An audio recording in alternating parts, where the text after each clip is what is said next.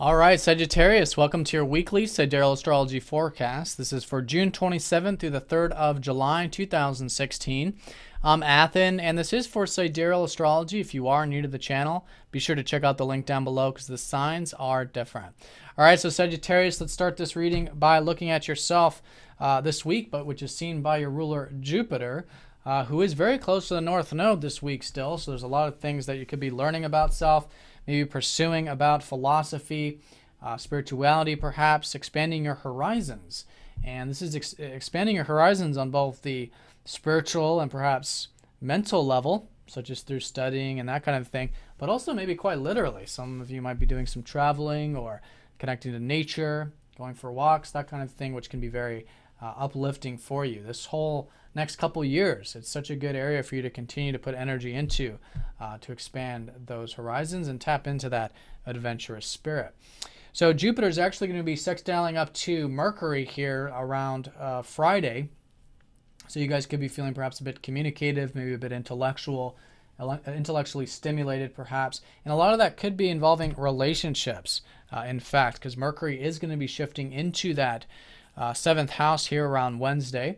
And there's already been a lot of energy here, in fact. You've already had the Sun and Venus here.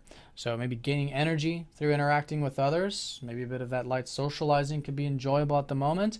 And with Mercury shifting into there, perhaps some communication, some exchanges, and a bit of that, intellectual pursuit there with those one-to-one connections. Now, Mercury is going to be squaring up to Chiron here on Monday. So if you are feeling any wounds or things relating to relationships that are uncomfortable or require that acceptance, I think it's good. It's just internal, all right? Through that acceptance of these wounds, it does lead to that transformation there and that healing, which could be there on Monday.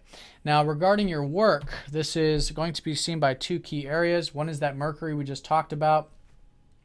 So there is that shift where the work sector might be a bit easier to express, maybe just like the relationships, because with your ruler here, Mercury, who rules your 10th house, in Taurus, it was a bit more of that slower energy.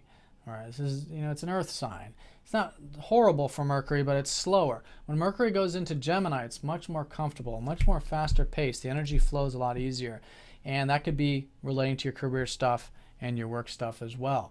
Now, relating to specifically the everyday work, this is going to be seen by Venus forming these couple aspects this week. One is going to be here on Monday, which is going to be a trine up to Neptune, which could be an easygoingness in the everyday work.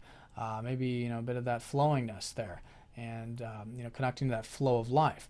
Then later in the week, here around Thursday and Friday, we do have Venus opposing up to Pluto and sextiling up to Jupiter. So there's an importance of balance here, I think, with your work life. And even with relationships, in fact, at that time, because it's all in your 7th house. Some of you could even be meeting people or co-workers, forming relationships, that kind of a thing. But whatever it is, I think the importance of having acceptance, having healthy amount of detachment in those relationships and in the work sphere can be very healthy. And in that way, you can really be connecting to your work on that deep level through that non-attachment.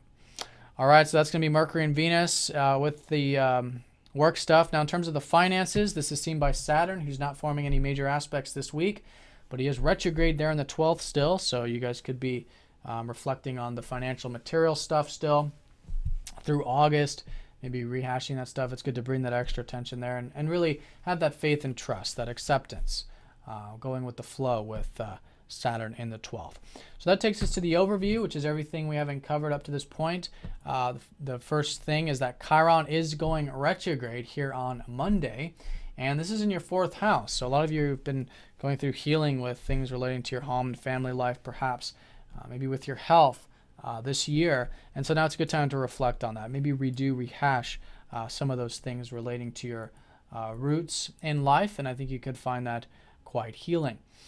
Then as we go into the rest of the week here on Wednesday, Mars is actually going direct, which for all of us is quite nice. He's been retrograde these past few months, and this has been in your 11th house of your aspirations. So particularly over the past month, you've been reflecting on your aspirations in life, motivations relating to that. There's definitely this shift this week, going into July, about what really motivates you about the future.